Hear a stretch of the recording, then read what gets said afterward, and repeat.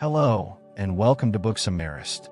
A thin, starving man in tattered clothes trudges through the snow at dawn, carrying heavy railway tracks on his shoulders. His feet are bare, cracked, and bleeding, but he barely feels the cold anymore. Around him, hundreds of prisoners march in silence, knowing that if they collapse from exhaustion, they will be shot on the spot. Viktor Frankl was one of these prisoners.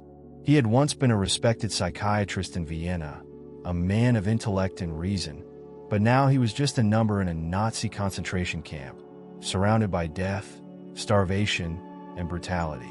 His parents, brother, and pregnant wife had all been murdered.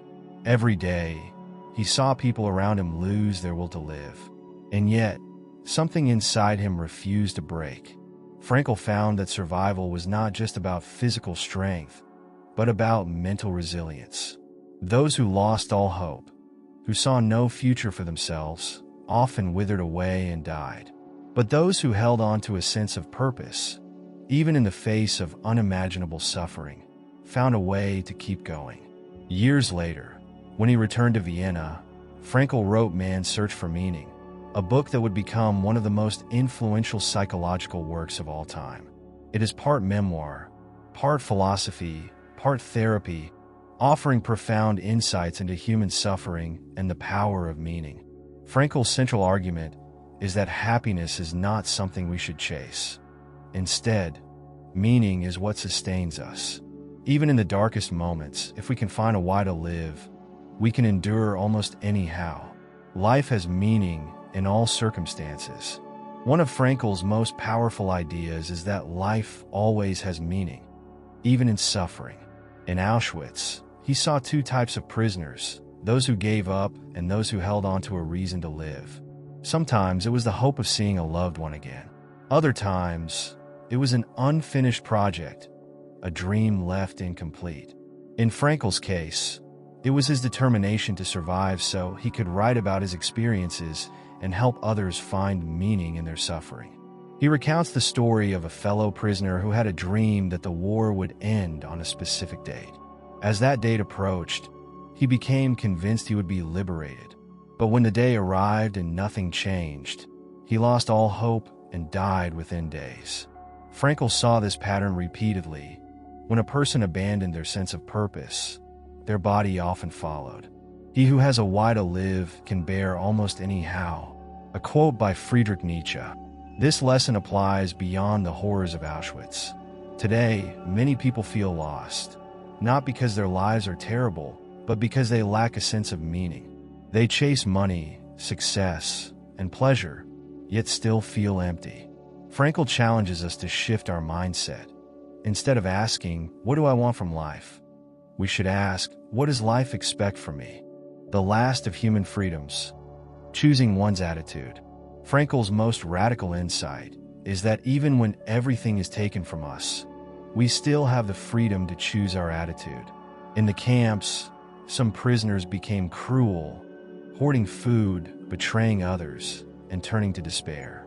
But others, despite their suffering, showed kindness, courage, and dignity. Frankl himself used a powerful mental exercise. He imagined himself standing in a warm lecture hall after the war, speaking about the psychology of suffering. This vision gave him the strength to endure.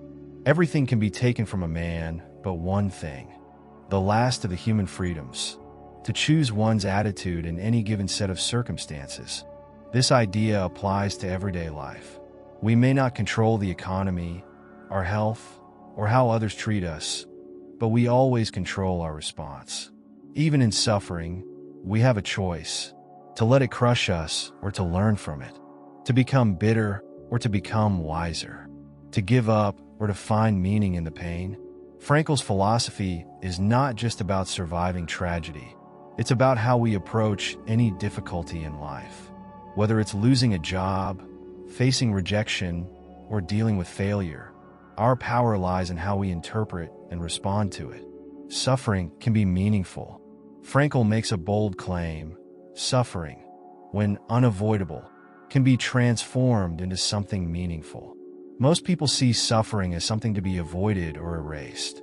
But Frankl argues that if we can find a purpose in our suffering, It no longer destroys us, it strengthens us.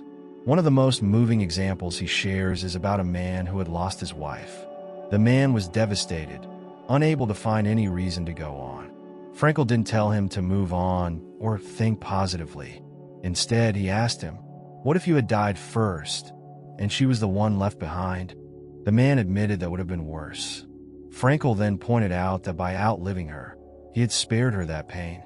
His suffering, in a way, had meaning. It was an act of love. This realization didn't erase his grief, but it helped him carry it with purpose. When we are no longer able to change a situation, we are challenged to change ourselves. This principle applies to any hardship. Instead of asking, "Why is this happening to me?"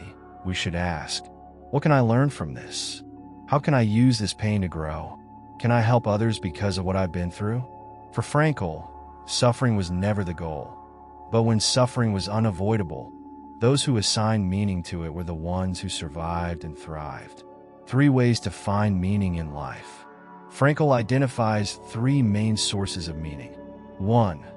Through work, creating something meaningful, whether it's a book, a piece of art, a scientific discovery, or simply doing our job with dedication.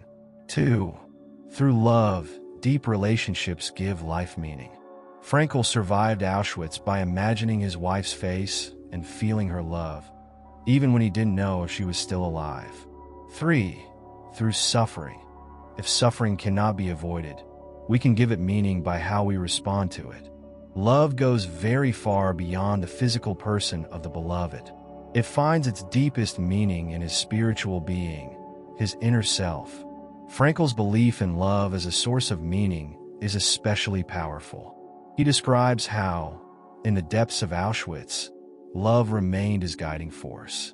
When he was beaten, starved, and humiliated, he would close his eyes and imagine talking to his wife. Even in modern life, this applies. Meaning is often found not in wealth or pleasure, but in commitment to something beyond ourselves. Self-transcendence, the key to true fulfillment. Frankl argues that true fulfillment comes not from chasing happiness, but from dedicating ourselves to something greater than ourselves. He observed that prisoners who only focused on their survival, hoarding food, looking out only for themselves, were often the first to give up. But those who found meaning beyond their suffering, helping others, maintaining dignity, holding on to a vision of the future, were more likely to survive. The more one forgets himself by giving himself to a cause or another person, the more human he is, and the more he actualizes himself. This idea is confirmed by modern psychology. Studies show that people who dedicate themselves to a mission, a cause, or a family are far happier than those who focus only on personal pleasure.